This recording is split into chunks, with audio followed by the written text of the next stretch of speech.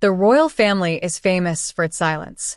Never complain, never explain. But just 5 minutes ago, that silence was allegedly broken by the one royal who never plays games, the Princess Royal, and following the explosive release of the Saudi yacht photos in January 2026, sources close to Buckingham Palace report that Princess and has finally spoken to the inner circle. Her message was short, brutal, and devastating. The dossier exists, and we tried to tell him. Breaking news tonight. It now appears that the shocking images of Meghan Markle on Mediterranean superyachts were not news to the palace. Insiders claim Princess Anne has confirmed the existence of a classified security vetting report from 2016, compiled by British intelligence, that flagged the very same strategic social placement and Gulf connections the world is only seeing now. For years, Prince Harry accused his family of paranoia. He claimed they were blocking his happiness. But today, he is reportedly in tears at his Montecito home, paralyzed by a terrifying realization. Princess Anne wasn't being cruel when she warned him. She was being accurate. Welcome back to Viral Gavel. Tonight, we open the in-files. We uncover why she reportedly refused to curtsy to Meghan behind closed doors, what was really inside the MI6 report she handed to Harry before the wedding, and how the impossible math of Meghan's finances was solved by the palace years ago. Do not click away. The warning was ignored, but the consequences are finally here. To understand the tears falling in Montecito tonight, we must return to the eye of the storm.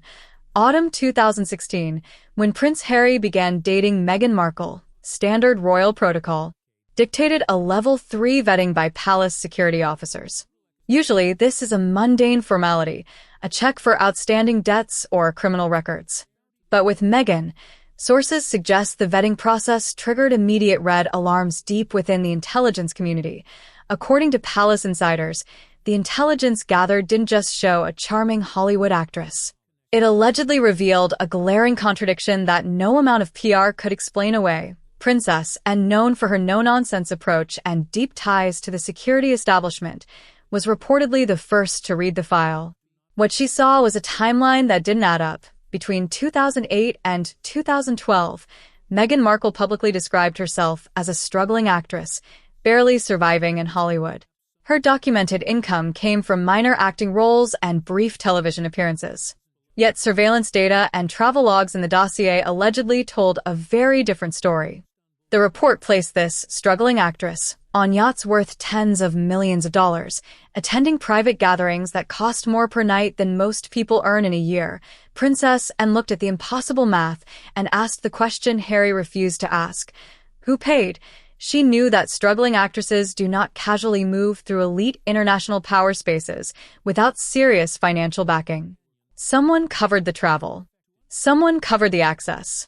Someone facilitated her presence. This brings us to the confrontation that reportedly broke the relationship between aunt and nephew forever. Princess Anne didn't sit Harry down to talk about class, race, or etiquette. She sat him down to talk about security risks. She reportedly laid the Saudi Dossier on the table and pointed to the term used by intelligence analysts to describe Meghan's activities, strategic social placement, and warned him that the woman he loved fit a very specific profile. In these circles, you are brought in because someone believes you can serve a function, socially, relationally, or reputationally. She warned him Meghan wasn't an outsider stumbling in by luck. The photos showed someone comfortable, someone who understood hierarchy. Her warning was chillingly precise. She hasn't just been dating you. She has been kept. And people aren't kept in these circles unless they are useful. But Harry, blinded by what he believed was destiny, refused to look at the evidence. He saw a victim of the press, and saw a beneficiary of the shadow market. He famously declared, "What Meghan wants, Meghan gets." He viewed the dossier not as protection, but as an insult. He buried the report, and in doing so, he walked directly into the trap Princess and tried to close. Princess and didn't need a crystal ball to predict disaster. She needed a calculator. While Harry was captivated by romance, palace courtiers focused on the impossible math of Meghan Markle's pre-royal life. Let's examine the financial forensics that allegedly triggered MI6 red flags in 2016. From 2008 to 2012, Meghan described herself as barely surviving in Hollywood. Her resume listed minor roles and short-term gigs. She was not an A-lister. She was not independently wealthy. Yet the leaked photos place her on yachts worth tens of millions, attending gatherings in Monaco and the Mediterranean that even A-list celebrities hesitate to pay for themselves. Cable television roles do not fund Monaco summers. Holding a briefcase on Deal or No Deal does not bankroll the Mediterranean yacht circuit. The math does not work. In intelligence terms, unexplained wealth or unexplained access is the single biggest indicator of a security compromise. The dossier allegedly concluded this wasn't luck. The photos span years. This wasn't help, it was support. Not opportunity, investment, and investment demands a return. If the yachts were the stage, then Marcus Anderson was the director. Publicly, he is described as Meghan's friend or a Soho House consultant. But in palace vetting files, he is allegedly viewed differently. Not as a companion, but as a handler. The pivotal year was 2015. The opening of Soho House Istanbul. Istanbul sits at the crossroads of East and West. For Meghan, it was the bridge between Hollywood obscurity and global power. Sources claim this wasn't just a party, it was a marketplace. Marcus Anderson allegedly curated introductions between talent and capital. The dossier reportedly flagged that Meghan was introduced to Middle Eastern financiers and Gulf power brokers in these spaces. This reframes everything about how she met Prince Harry. The blind date was arranged by Marcus Anderson. According to the dossier theory, this wasn't romance. It was placement. And then there were the earrings. Princess and allegedly pointed to one physical item that transformed rumor into evidence. The Chopard diamond earrings, estimated at £500,000. Officially, they were a wedding gift, but the donor was Crown Prince Mohammed bin Salman of Saudi Arabia. Why would one of the most powerful men in the world send £500,000 diamonds to an American cable TV actress he had never met?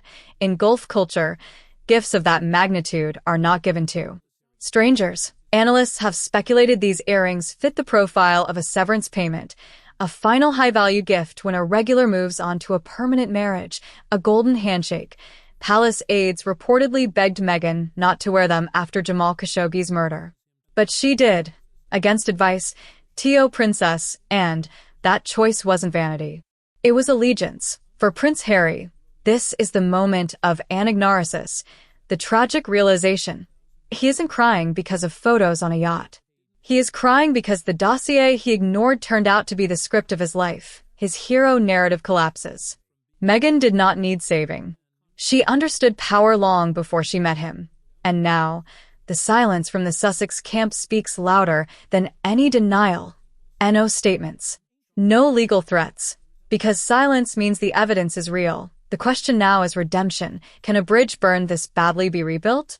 Does Prince Harry owe Princess and an apology? Type sorry, and if you believe he does. Type too late if you think forgiveness is impossible. The warning was ignored, but the lesson will last a lifetime. I'll see you in the next briefing.